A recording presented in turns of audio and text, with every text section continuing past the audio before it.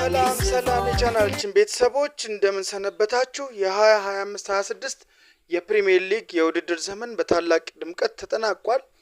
አርሰናል የሊጉን ዋንጫ ሲያነሳ፣ ማንቸስተር ዩናይትድ እና ሊቨርፑል ደግሞ አዲስ ምዕራፍ እየጀመሩ ነው። በዛሬው ፕሮግራሞቻችን የክረምቱን የዝውውር ገበያ፣ የአሰልጣኞች ቅያሬና የሊጉን ትኩስ ወሬዎች በጥልቀት እንመለከታለን። ቪዲዮውን ከመጀመራችን በፊት ላይክ እና ሰብስክራይብ በማድረግ የቻናላችን ቤተሰብ ይሁኑ። ወደ ዝርዝር ዜናዎች ከማለፋችን በፊት መሸጋገሪያ ሙዚቃን ሰምተን እንመለሳለን። አብራችሁን ቆዩ።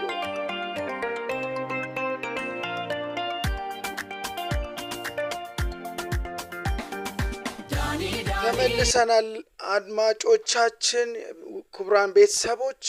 ማንቸስተር ዩናይትድ አዲስ ምዕራፍ ላይ ነው። ማይክል ካሪክ ቡድኑን ወደ ቻምፒየንስ ሊግ በመመለሳቸው በቋሚነት እስከ 2028 ድረስ ተሹመዋል። የክለቡን ዋና ትኩረት አሁን አማካይ ክፍልን ማጠናከር ነው። የአታላንታውን ኤደርሰንን የቡድኑ ቁጥር አንድ የዝውውር ኢላማ ሲሆን ከ45 ሚሊዮን በላይ የሚገመተውን ይህን ዝውውር በቅርብ ቀናት ውስጥ የመፈጸም እድሉ ሰፊ ነው ተብሎ ይጠበቃል። የመጀመሪያ ፈራሚ ሆኖ ኦልትራፎርድ ይደርሳል ተብሎ በሰፊው እየተነገረ ይገኛል። ልጁም ከማንቸስተር ዩናይትድ ውጪ ሌላ ቡድንን ማናገር አልፈለገም። በቃል ደረጃ እጅግ ተስማምቷል። አሁን የቅርብ ጊዜ የምንሰማው የመጀመሪያ ዜና ይሆናል ብለን እናስባለን ማለት ነው። ነገር ግን ብሩኖ ፈርናንዴዝ የሊጉን የአሲስት ክብረ ወሰን ቢሰብርም፣ ነገር ግን የቀድሞ የማንቸስተር ዩናይትድ ሌጀንድ የመሃል ሜዳው ሞተር ጨቅጫቃው እጅግ አስቸጋሪ ባህሪ ያለው ቀድሞም አስቸጋሪ ባህሪ የነበረው ተደባዳቢው አሁንም እያስቸገረ ያለ ቡድኑን ሮይ ኪን ጋር የተፈጠረው አለመግባባት በደጋፊው ዘንድ ትልቅ አነጋጋሪ ሆኗል። ብሩኖ የወደፊት እጣ ፈንታስ ምን ይሆን? በኮሜንት ላይ ሀሳባችሁን አጋሩን። ምክንያቱ ደግሞ ታውቃላችሁ፣ ብሩኖ የተፈጠረው ኳስን ለማቀበል ነው፣ ኳስን ለማፍጠን ነው፣ ጎል ለማግባት ነው፣ ቡድኑ እንዲያሸንፍ ነው። ሮይ ኪን በጣም አንዳንዴ እንዴት እንደሚያስብ እና እዛ ጋር የሚያስቀምጡት ኮሜንታተር አድርገው ጨዋታ እንዲተነትን የሚያቀርቡት የጣቢያዎች ራሱ በጣም ነው የሚገርሙኝ። ምክንያቱም ለጣቢያቸው ራሱ ማወዛጋቢ ሰው ማቅረብ በጣም ተገቢ ነው ብዬ አላስብም። ለአድማጮችን ያርቅባቸዋል ብዬ ነው የማስበው። ምክንያቱም ይሄ ሰው በጣም በሚገርም ሁኔታ ነው ጨዋታዎችን በቃ ጌም እስኪመስል ድረስ ኳስ ሲያቀብል፣ አጥቂዎች ሲያመክኑ፣ እሱ ሲያመክኑ ምንድን ነው ለምን አቀበልክ?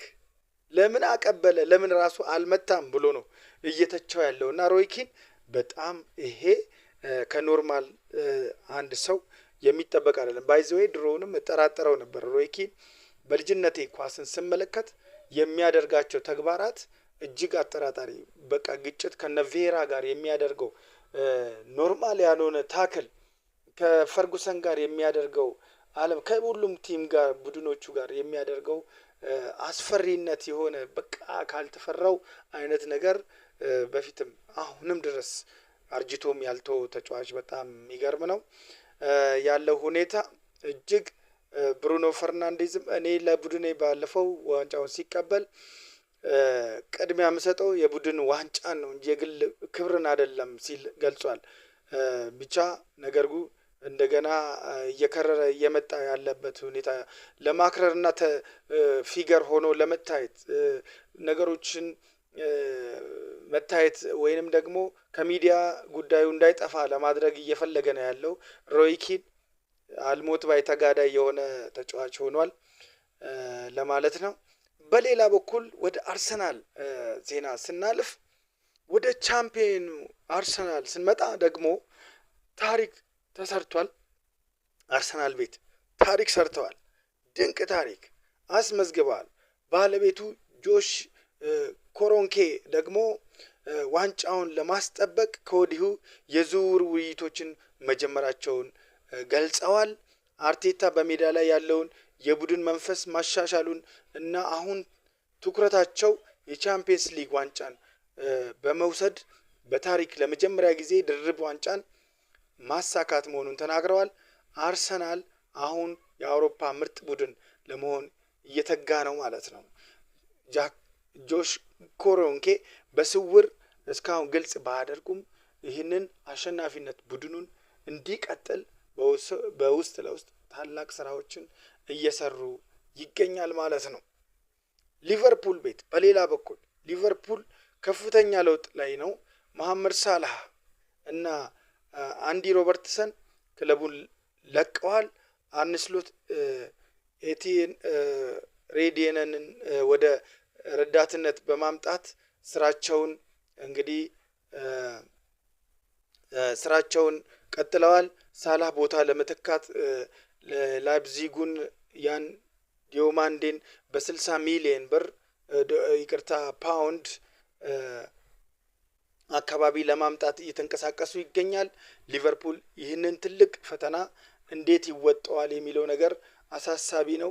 የአሰልጣኙም ቆይታ ራሱ በጣም አስጊ ነው። እንደዚህ አይነት ሁኔታ ሊቆዩ ይችላሉ ተብሎ አይታሰብም። የመልበሻ ቤቱን መቆጣጠር አልቻሉም። ባለፈውም ዜና ላይ እንደሰራውላችሁ የሞሳላህ በጣም እያስቸገረ ነው የሚገኘው መልበሻ ክፍሉን። ትዊተር ላይም ወጥቶ የሚጽፈው ነገር የድሮን የጀርገን ክሎፕን አጫወት ናፍቅ ያለው ብሎ በመግለጹ እንደገናም ሌሎች 12 ተጫዋቾች የሱን ጽሁፍ ላይክ በማድረጋቸው ምን ያህል መልበሻ ክፍሉን እየተቆጣጠሩ እንዳሉና ከእጃቸው የወጣ መሆኑን ያመለክታልና እኚህ አሰልጣኝ በክረምቱ አሁን እንዳሉ ቢቀጥሉም ነገር ግን አዝማሚያው የሚለቁ አይነት ነገር ነው። ነገር ግን ከወዲሁ ደግሞ ተጫዋቾች ሞሳላህን የሚተካ ተጫዋች ለማምጣት እየተንቀሳቀሱ ይገኛሉ።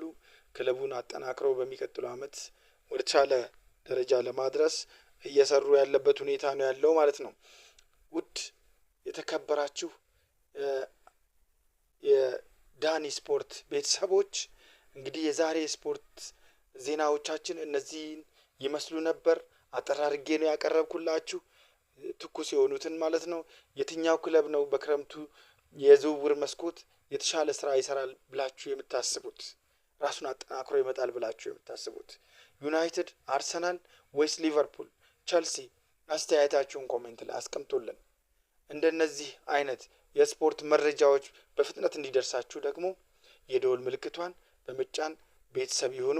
ለጓደኞቻችሁ ሼር በማድረግ ለቻናላችን ድጋፋችሁን አሳዩን። ስለተከታተላችሁን ከልብ እናመሰግናለን። በሚቀጥለው ቪዲዮ እስከምንገናኝ ደህና ሰንብቱ።